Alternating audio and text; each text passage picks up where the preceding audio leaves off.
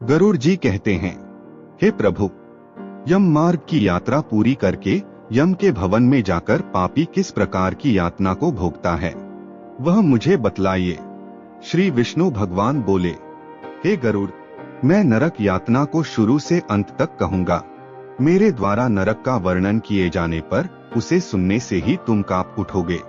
बहुभीतिपुर के आगे 44 योजन में फैला हुआ यमराज का विशाल पुर है। हाहाकार से परिपूर्ण उस पुर को देखकर पापी क्रंदन करने लगता है। उसके क्रंदन को सुनकर यमपुर में विचरण करने वाले यम के गण द्वारपाल के पास जाकर उस पापी के विषय में बताते हैं। यमराज के द्वार पर सर्वदा धर्मध्वज नामक द्वारपाल स्थित रहता है। वह द्वारपाल जाकर चित्रगुप्त से उस प्राणी के शुभ और अशुभ कर्म को बताता है। उसके बाद चित्रगुप्त भी उसके विषय में यमराज से निवेदन करते हैं। जो नास्तिक और महापापी प्राणी हैं, उन सभी के विषय में यमराज यथार्थ रूप से भली भांति जानते हैं, तो भी वे चित्रगुप्त से उन प्राणियों के पाप के विषय में पूछते हैं और चित्रगुप्त भी श्रवणों से पूछते हैं। श्रवण ब्रह्मा के पुत्र हैं। वे स्वर्ग, पृथ्वी तथा पाताल में विचरण करने वाले तथा दूर से ही सुन एवं पहचान लेने वाले हैं। उनके नेत्र सुदूर के दृश्यों को भी देख लेने वाले हैं। श्रवणी नाम की उनकी अलग अलग पत्नियां भी उसी प्रकार के स्वरूप वाली हैं। वे स्त्रियों की सभी प्रकार की चेष्टाओं को तत्वतः जानती हैं। मनुष्य छिपकर या प्रत्यक्ष रूप से जो कुछ करता और कहता है, वह सब मनुष्य के मानसिक, वाचिक और कायिक सभी प्रकार के शुभ और अशुभ कर्मों को ठीक ठीक जानते हैं। मनुष्य और देवताओं के अधिकारी वे श्रवण और श्रवणीय सत्यवादी हैं। उनके पास सी शक्ति है जिसके बल पर वे मनुष्यकृत कर्मों को बतलाते हैं। व्रत, दान और सत्य वचन से जो मनुष्य उन्हें प्रसन्न करता है, उसके प्रति वे सौम्य तथा स्वर्ग और मोक्ष प्रदान करने वाले हो जाते हैं। वे सत्यवादी श्रवण पापियों के पाप कर्मों को जानकर यमराज के सम्मुख कह देने के कारण पापियों के लिए दुखदायी हो जाते हैं।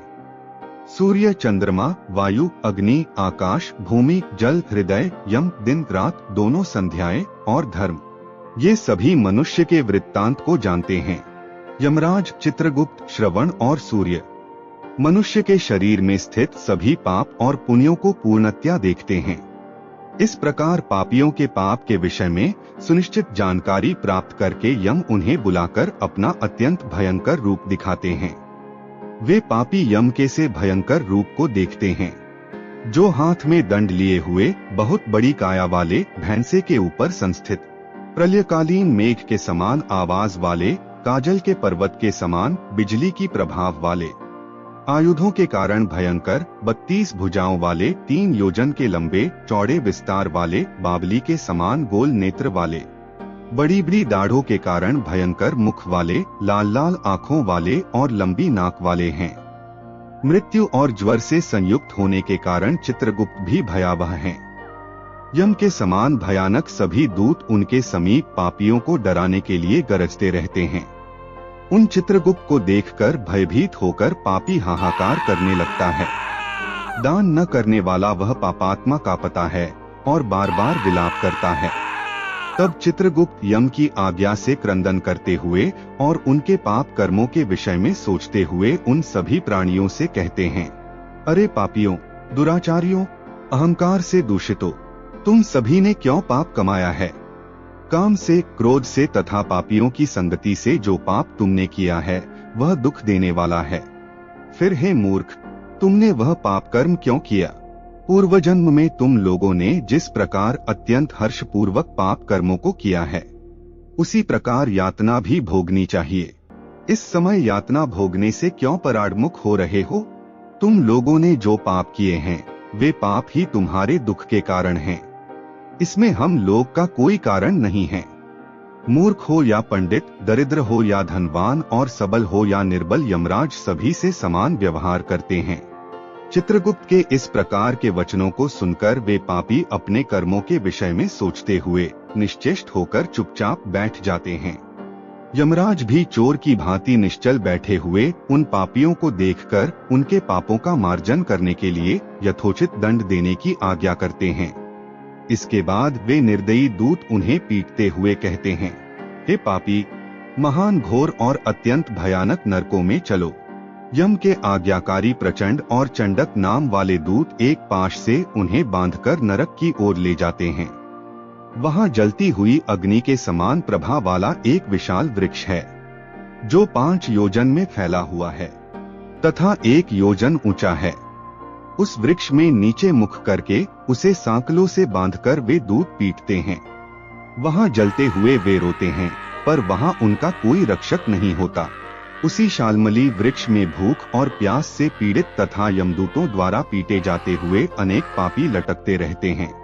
वे आश्रयविहीन पापी जीव, हे यमदूतों, मेरे अपराध को क्षमा कर दो, सा उन दूतों से निवेदन करते हैं। बार बार लोहे की लाठियों, मुदगरों, भालों और बर्छियों, गदाओं और मूसलों से उन दूतों के द्वारा वे अत्यधिक मारे जाते हैं। मारने से जब वे चेष्टारहित और मूर्छित हो जाते हैं, तब उन निश्चेष्ट पापियों को देखकर यम के दूत कहते हैं, अरे दुराचारियों, पापियों, तुम लोगों ने दुराचरण क्यों किया? सुलभ होने वाले भी जल और अन्न का दान कभी क्यों नहीं दिया? तुम लोगों ने आधा ग्रास भी कभी किसी को नहीं दिया, और न ही कुत्ते तथा कौए के लिए बलि ही दी। अतिथि को नमस्कार नहीं किया और पितरों का तर्पण नहीं किया। यमराज तथा चित्रगुप्त का उत्तम ध्यान भी नहीं किया और उनके मंत्रों का जप नहीं किया, जिससे तुम्हें यह यातना नहीं होती। कभी कोई तीर्थ यात्रा नहीं की, देवताओं की पूजा भी नहीं की। गृहस्थाश्रम में रहते हुए भी तुमने हंतकार नहीं निकाला, संतों की सेवा की नहीं, इसलिए अब स्वयं किए गए पाप का फल भोगो। चूंकि तुम धर्महीन हो, इसलिए तुम्हें बहुत अधिक पीटा जा रहा है। भगवान हरि ही ईश्वर है, वे ही अपराधियों को क्षमा करने में समर्थ हैं। हम तो उन्हीं की आज्ञा से अपराधियों को दंड देने वाले हैं। सा कहकर वे दूत निर्दयता पूर्वक उन्हें पीटते हैं और उनसे पीटे जाने के कारण वे जलते हुए अंगार के समान नीचे गिर जाता है। गिरने से उस शालमली वृक्ष के पत्तों से उनका शरीर कट जाता है। नीचे गिरे हुए उन प्राणियों को कुत्ते खाते हैं और वे रोते हैं। रोते हुए उन पापियों के मुख में यमदूत धूल भर देते हैं तथा कुछ पापियों को विविध पाशों से बांधकर मुदगरों से पीटते हैं। कुछ पापी को आरे से काटकर 2 टुकड़े किए जाते हैं और कुछ को भूमि पर गिराकर कुल्हाड़ी से खंड खंड किए जाते हैं। कुछ को गड्ढे में आधा गाड़कर सिर में बाणों से भेदन किया जाता है। कुछ गन्ने पेरने वाले यंत्र में डालकर पेरे जाते हैं। कुछ को चारों ओर से जलते हुए अंगारों से ढक करके लौपिंड की भांति धधकाया जाता है। कुछ को घी के खौलते हुए कड़ाही में, कुछ को तेल के कड़ाहे में तले जाते हुए बड़े की भांति इधर उधर चलाया जाता है। किन्हीं को मतवाले गजेंद्रों के सम्मुख रास्ते में फेंक दिया जाता है, किन्हीं को हाथ और पैर बांधकर अधोमुख लटकाया जाता है।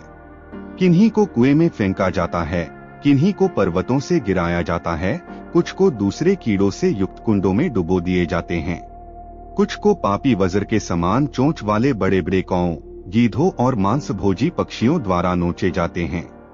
कुछ को दूसरे पापियों से ऋण को वापस करने की प्रार्थना करते हुए कहते हैं, मेरा धन दो, मेरा धन दो। यमलोक में मैंने तुम्हें देख लिया है, मेरा धन तुम ही ने लिया है। नरक में इस प्रकार विवाद करते हुए पापियों के अंगों से सारसियों द्वारा मांस नोचकर यमदूत उन्हें देते हैं। इस प्रकार उन पापियों को समय प्रताड़ित करके यम की आज्ञा से यमदूत खींचकर तामिस्त्र घोर नरकों में फेंक देते हैं। उस वृक्ष के समीप में ही बहुत दुखों से परिपूर्ण नरक है, जिनमें प्राप्त होने वाले महान दुखों का वर्णन वाणी से नहीं किया जा सकता। नरकों की संख्या 84 लाख है। उनमें से अत्यंत भयंकर और प्रमुख नरकों की संख्या 21 है।